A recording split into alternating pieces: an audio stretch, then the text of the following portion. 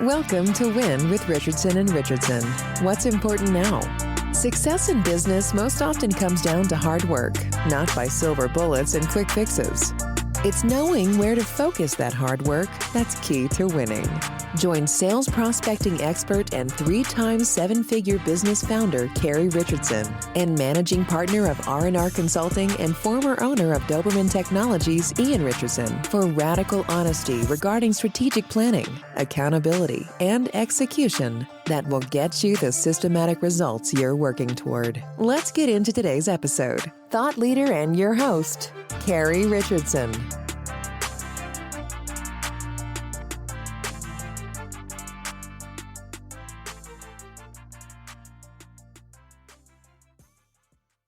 Hi, good afternoon, and thank you for joining me today. My name is Carrie Richardson, and I'm one of the partners at Richardson & Richardson, and today I am your host of WIN, What's Important Now. Joining me today is Chris Johnson, who works with CompTIA. Chris, can you tell us a little bit about your role with CompTIA? Yeah, sure. It's great to be here. So I run compliance programs under the cybersecurity programs and initiatives for CompTIA, which is part of the membership side. And it's one of those, we say programs, and I came on board with what programs, plural, are we referring to? I only know of the one, and that would be the Trustmark. So I got the big eyes from Wayne, who said, I think you can figure out where this goes, that we might have more than one program down the road. So today it is a program of one. But in the near future or not too distant future, I'm sure it will be morphed into programs.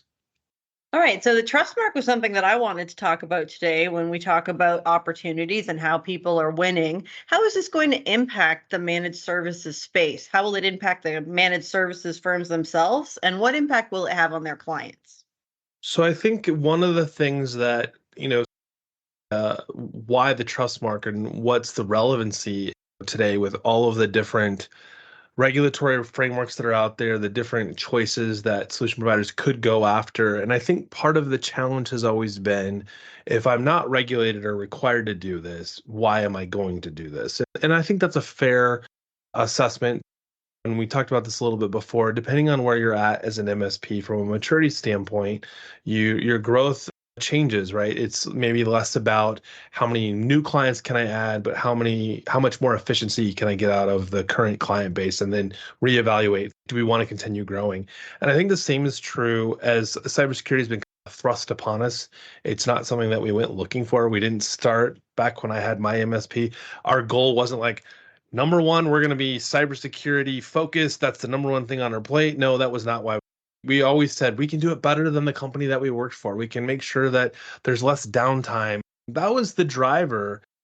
Today, it's like, how do I keep you from having to pay a PR firm to explain away what just happened and why all the data is somewhere on the dark web and you should still do business with me? And the Trustmark isn't necessarily the end-all be-all to solve that problem, but it was a way for us to go, MSPs need a starting point. They need provide me a set of controls and safeguards that I can align my organization to that will give confidence both with my internal staff that we're doing the right things and going in the right direction. And then also to your point of why the clients would want to see this is, hey, I'm being measured against a set of standards to show my posture as it pertains to cybersecurity. And the reason we weren't successful on a larger scale before is because we didn't maybe do it in the right timing. So I think the need for the Trustmark wasn't quite there yet in the way that it is today. And the other component that's been added is it is an annual audit is required. So this isn't just like I attest to doing it. You should trust me because I say so. So there's definitely some trust but verify going with this. So it's not a self-audited Trustmark. Who will be doing the auditing? So I don't have the definitive on the who, other than they will be certified auditors. So if they have the ISO, I forget the number that goes after that for the certification to be a certified ISO auditor, but along those lines, that's what we're looking for. So we are working with a couple different organizations today to spell out what the actual audit looks like. And then we're also working on what does an accreditation board look like. So we don't want an MSP who's, say, the 3-person company versus the 50-person company. While the idea would be the auditor is objective with both of those entities, we know it's still very difficult as an auditor to go, I'm looking at this through the same objectivity, knowing full well that they can't be really the same as far as their maturity or capability at that capacity. We think that there's the checks and balances there, and to your self-attestation. So there is a piece of this that we're calling self-attestation. And what that really means is I am self-attesting to having done the work, and then there would be a partial audit or a like cherry picking of some of the safeguards and controls to say, hey, yeah, you are doing what you say you are. We think you're at a point where you should continue to move forward and go after the fully audited version of the Trustmark.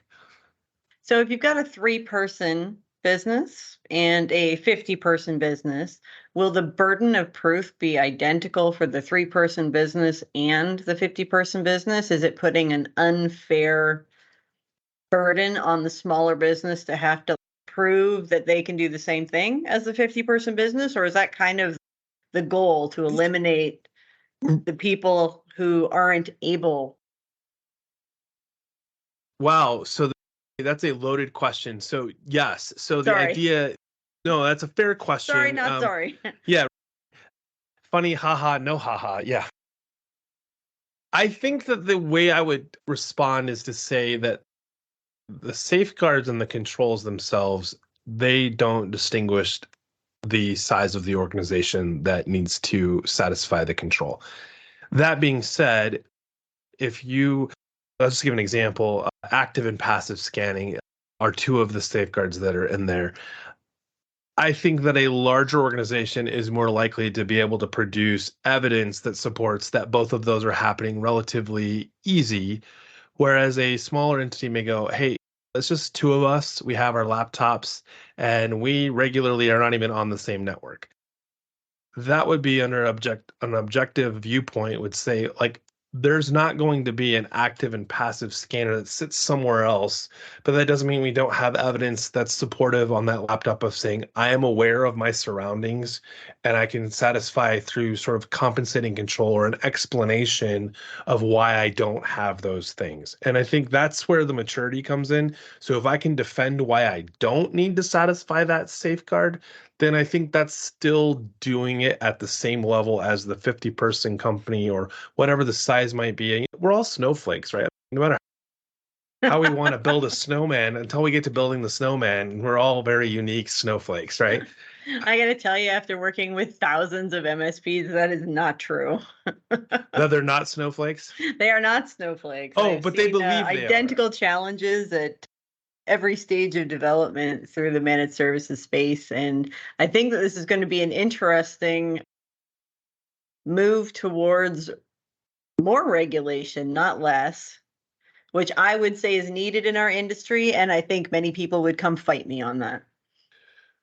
So I agree with you. So one of the things that, so to my snowflake comment, I am in the mindset of we believe we are snowflakes, not that we are in fact snowflakes. We would like to think we're the only ones that have the problems, right? I think in the regulation space, we're seeing it, especially when you go outside of the US, regulation is happening on the solution provider space. And one of the challenges we have, whether it's being defined or not, is what defines a solution provider in the first place. You could be borderline more consulting on SaaS cloud applications, and then the list goes on and on of MSSP or MSP. And we don't want to go down this rabbit hole of splitting hairs on that. And I think that's one of the challenges. So one of the suggestions that's come up is, what if the trust mark was, that's what defines being a solution provider? Like, if you can pass the trust mark, then there's confidence in the way you approach security, that maturity that goes with it, to say, I don't really care exactly what you do as a business. We're saying that you're meeting the criteria to build confidence, qualify for insurance, things like that. I think more regulation, it all depends on where the regulation comes from. So I think because we've been so loosey-goosey in the industry on what defines the solution provider, the last thing we want to see happening is this like wide brushstroke that puts everybody into a category that maybe doesn't work. And if we beat, say, the federal government to the table with a self-regulated model, and when I say self-regulated, I don't mean if I have an MSP, I'm regulating myself, but more of the private sector has come to an agreement of saying, we're recognizing this third party who does objective audits with accreditation, and we're going to accept that. And I think that is, maybe to your point, like it is more regulation, but without having government strings attached to it, which I think, as busy as we've seen CISA and other departments of government, like the number of resources that they have to allocate to some of this stuff just isn't on the scale that they really need. So anything we can do to offset the demands that are placed on them and deliver something that meets or exceeds their expectations I think, is a win for both. So if I think about this like a CompTIA certification right now, when you hire a tech who has achieved a certain level of certification, unequivocally that they are able to do X, Y, and Z. Sure. Same with IDLE, using a specific set of language, a specific set of tools to measure. Sure. If someone says that they are IDLE level whatever, you should be able to assume that if they can pass that test, they can do all of the things listed as qualifiers to pass that test. Yeah. Is it a similar approach as far as, okay, we know that if they have the Trustmark, these 10 things have to be true? Yeah, so it's funny you used the analogy that stays inside the CompTIA, under the CompTIA umbrella. So when we refreshed the Trustmark, which used to be called Trustmark Plus, we took the plus sign away for the very reason you just described. If I go get A plus, Network plus, Security plus, all those that end in pluses, we know that those are definitively, or by definition, those are for an individual. We remove the plus sign because we want to establish the recognition that the Trustmark is an organizational wide. It is your So it organization. doesn't move with the asset. If we call the Correct. person an asset, the Right. organization as a whole can be certified versus each individual person Correct. within the organization being certified. Correct. Yes. And so along those lines, one of the things that we were discussing last week was we were at the CCF. One of the conversations that came up was, as I look at the Trustmark, there's an opportunity to go, okay, for like security awareness and skills training, what does that mean inside my organization? It's, oh, that's funny. Funny you should ask. We have all of these different certifications that CompTIA already has available that one could use to help crosswalk and say, I know that if I have technicians or engineers that work for my organization that are capable of satisfying these certifications, then they're also going to be good candidates for helping me as an organization solve for and addressing these controls and safeguards that our organization needs to achieve. I always like to think about something in terms of how is this going to help me generate revenue or protect revenue? And when I think about a Trustmark, I think that all things being equal, as consumers or the people that are buying managed services or managed security services, eventually, with all things being equal, they're going to choose a partner that has proven that they are going to take my security as seriously as they take theirs. And I believe something like a Trustmark is needed to demonstrate that. It becomes a competitive differentiator, not just something that you have to do to check boxes and have an enormous amount of bureaucracy come across your plate, but what differentiates you from the guy down the street? This Trustmark can do that.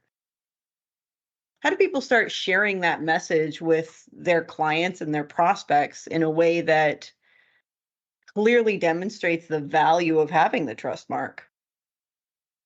It's interesting. So there are current active Trustmark holders from before we sunset or retired the previous one. And it's obviously still in use as far as value until this one completely replaces that. Now, you can't go get the old Trustmark today, but if you have it and you're showing that you're moving towards the new one, obviously we want to honor that. The interesting thing is, especially when you look at state and local government today, I haven't seen a lot of it in the federal space. We're seeing a lot of that get defined by the CMMC path today.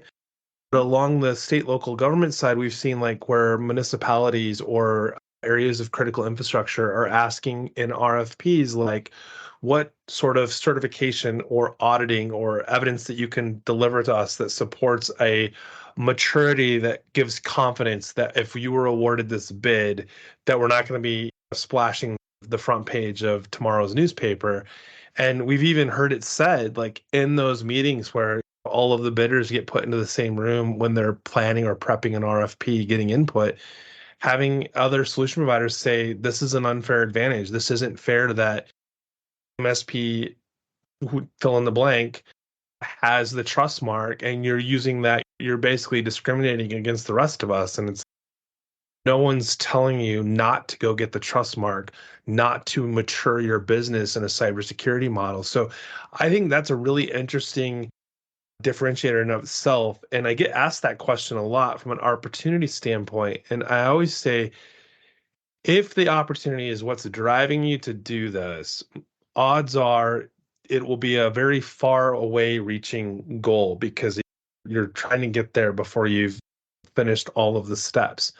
But if you recognize that the opportunity, because you have the trust mark, then the focus on getting that done will be paramount, knowing full well that it'll pay its dividends back once you have it. And will CompTIA be the person that becomes the recognizing or auditing body, or will there be third-party bodies that are certified in attesting to Yes. certification? Auditing will not be internal to CompTIA. It has never been an internal. It has always been through third party. What we are looking at doing is that internal through our volunteers, through membership, is standing up. That will be where our accreditation board comes from. So we get that view of a different type of objectivity, like we were talking about before, where it's like the 3-person company versus the 50-person company, and being able to put that in front of a group that has those mixed experiences based on those different sides of organizations and being able to go, hey, if we apply the right amount of scrutiny to this, we can see that both companies meet the criteria to satisfy the trust mark, even though the auditor may have said they failed on this 2 safeguards that are point wise makes them fail. And we're like, wait a second. If I use a compensating control and I look through the lens appropriately, I can say they are meeting or exceeding. They just don't have the same level of application in their organization that a larger entity might. How does this impact the sub-$1 million MSP space?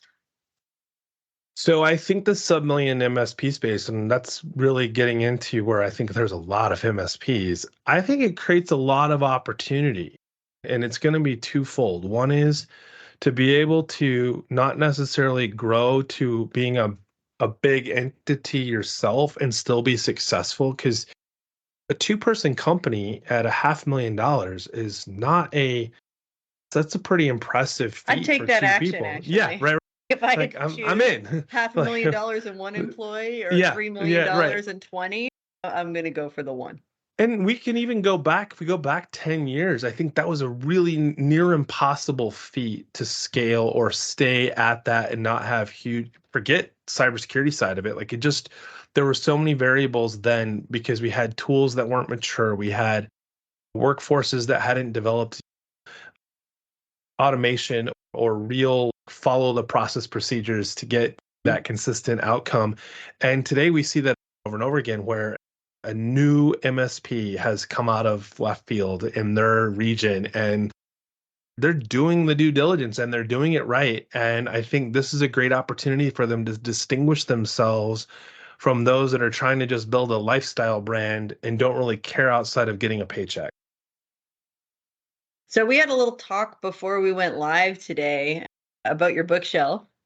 Yes. And I wanted to know on the back there, I can see a couple of titles that I'm excited about and that I have read multiple times. If you're going to pull one book off the shelf and tell everyone that's listening today to check it out, what book would that be?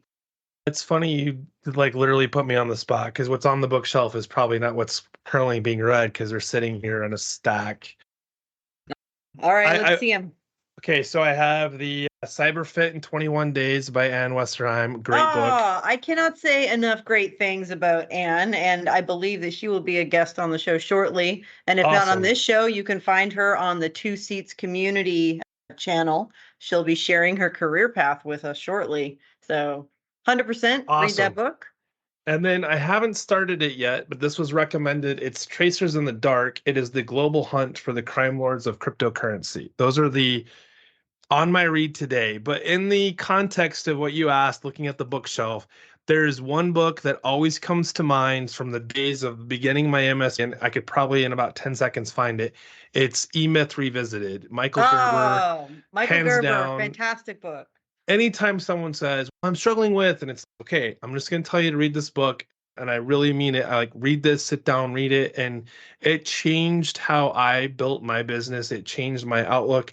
And anytime I get the complaining from doom and gloom of someone who's been an MSP for a long period of time, and I know they've probably at some point in their career looked at or read the book, I always go, are you doing what Michael Gerber says you need to do? And usually it's just say pie shop. Yeah. Pie shop. Yeah. Yep. But yeah, traction. That's the other. They're kind of the Yeah, same. They But are. we also had a quick conversation about why entrepreneurs don't invest in their own education early on in the process. Like, why are we the smartest people in the room Sure. until we're not the smartest person in the room? Where do you think that click comes from? Where all of a sudden you're investing in education, you're rereading books, you're hiring consultants, you're getting Trustmarks. When does that happen? So I remember early on when we were rolling out and we were investing in things like professional services automation and what RMM tools we were going to use. And I remember saying this very naively. My PSA, my RMM may change tomorrow, but my PSA is here to stay. And that was a very naive thing to say, because what I really should be saying is, as I develop my processes and procedures and as I mature, I should always be on the outlook for what are the tools and services that help best facilitate that. Either I'm willing to change to the tool, or I'm finding a tool that most closely aligns with me. And I think part of that naivety that I had was, if I would have invested the money in an onboarding with, whether it's ConnectWise or Kaseya or you fill in the blank, if I'd invested the money in paying a consultant to actually onboard us to use the tool the way it was intended and take a look at how we can most optimize our business, I wouldn't have started with a runway that's 20 miles long. I literally could have probably taken off vertically into the airspace, right? So I think that's because we also started without money in many cases, right? The idea is, I can figure this out. We're engineers. I can solve this. I can figure it out. And as we matured, we quickly realized, like, we'll never have that knowledge level on being an expert on the tool. We just want to use the tool. So I think that's large. The money thing is what drives that decision making, is we're so afraid of spending money on those things that will make us more successful, including consultants like Richard and Richardson, like just using that as an example. Like, I wish I would have had the guts when we were a 500K sub 500K MSP to go, look, I don't need to go to Cabo this week or wherever it is to continue to support my quality of life. And hey, wait, we're a $2 million company. How did that happen? Oh, wait, we invested in being successful as an MSP. I think that's a great place to end today's episode of WIN. And I really appreciate you joining us to share a little bit about what's going on at CompTIA. I know that Ian will be joining you on your podcast sometime in the near future, and I'll look forward to listening to that as well. I appreciate your time. I know that our listeners appreciate your time, and there will be some show notes that outline the CompTIA program, and they'll tell you how to get in touch with CompTIA, and they'll tell you how to get in touch with Chris as well. So thanks for joining us today and sharing how you're winning, Chris. Hey, thanks for having me on the show.